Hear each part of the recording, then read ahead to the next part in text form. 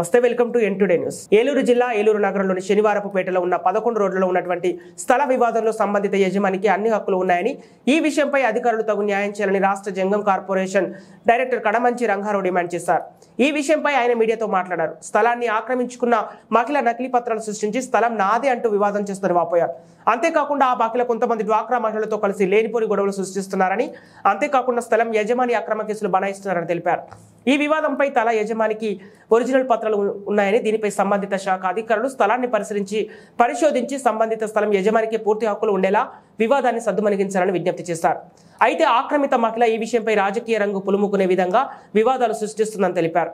ఏది ఏమైనప్పటికీ స్థల వివాదంపై జిల్లా కలెక్టర్ ప్రసన్న కుమార్, అదేవిధంగా జిల్లా ఎస్పీ మేరీ ప్రశాంత్లకు న్యాయం జరిగే విధంగా చర్యలు చేపట్టాలని కోరుతూ వినతి పత్రాలు ఇస్తామని తెలిపారు.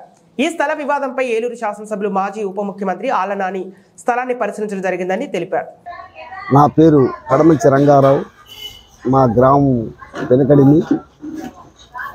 ఈ ఇష్యూ ఏంటంటే, ఈ గౌరవారం 11వ రోడ్లో మా అల్లుడు గారు అయిన భూతం గోవింద గారికి 336 గజాల స్థలం ఉన్నది.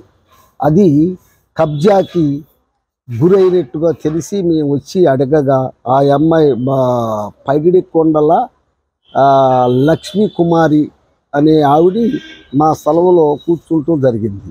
అదేమిటమ్మా ఇది మా స్థలం కదా అని అడిగితే, అబ్బాయి నా దగ్గర నేను రిజిస్ట్రేషన్ చేసుకున్నామని ఫేక్ దస్తావేజులు చూపిస్తూ మొదలుపెట్టింది.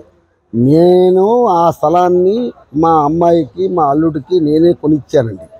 అయితే లింక్ డాక్యుమెంటరు ఒరిజినల్ అన్నీ ఉన్నాయి. అది బ్యాంకీలో జేకే ప్లేస్ లోన్లో ఆ స్థలం ఉందండి. ఏం చేస్తుందంటే, ఇక్కడికి వచ్చి అడాగుడి చేసి ఏదోదో రాత్రిపూట వస్తాం, ఎవరెవరో వస్తాం, అక్కడ కూర్చుంటాం, వెళ్తాం. అది చాలా భయాందోళనగా తయారు చేస్తుంది. ఆఖరికి అప్పుడు దేవానందని మన మోహన్ రావు అని అదేమిటమ్మా అని అడిగితే వాళ్ళని అడ్డమైన తిట్లు తిడతాం.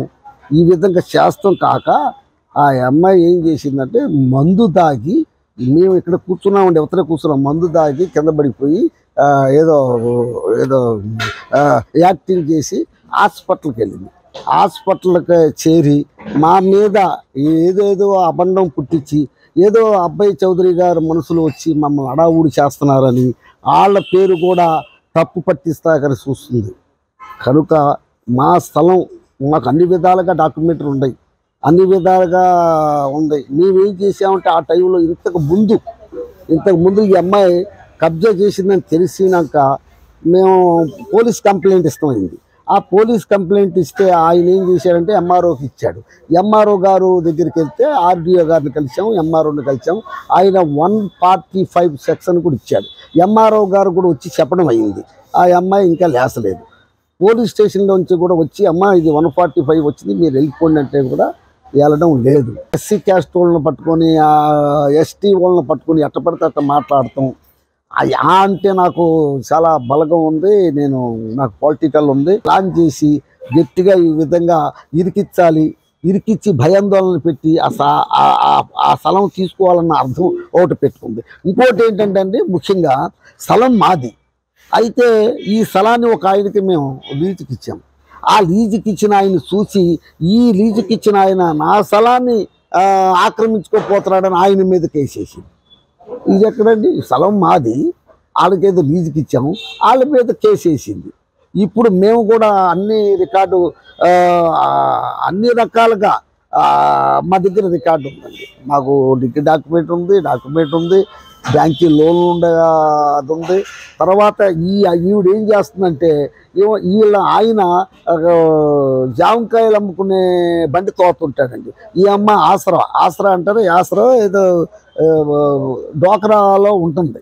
ఏం చేసింది, ఫేక్ సర్టిఫికేట్ సంపాదిస్తుంది ఆ స్థలం మీద. ఇది ఈఆర్ఓ దగ్గరికి వెళ్ళి ఆ స్థలం నాదేనన్నట్టుగా. తర్వాత ఫేక్ పన్ను అది కూడా చూపించి అందరికీ రకరకాలుగా సృష్టిస్తుందని. ఇది ఎక్కడ న్యాయం ఉందో అనేది గవర్నమెంట్ వాళ్ళు దీన్ని తెలిసి మా స్థలం మాకు అప్పచెప్పాలి అని ఫిర్యాదు చేసేది ఉంది. ఎస్పీ గారికి కూడా ఫిర్యాదు చేసేది ఉంది. మున్సిపాలిటీ కమిషనర్ దగ్గరికి కూడా వెళ్ళి చెప్పేది ఉంది. మా స్థలం మాకు ఇప్పించి వాళ్ళుండే వాళ్ళని అవతలకి పంపించే మార్గం చేయండి. ప్రభుత్వం వారిని కోరేది ఇదే నేను. నమస్తే.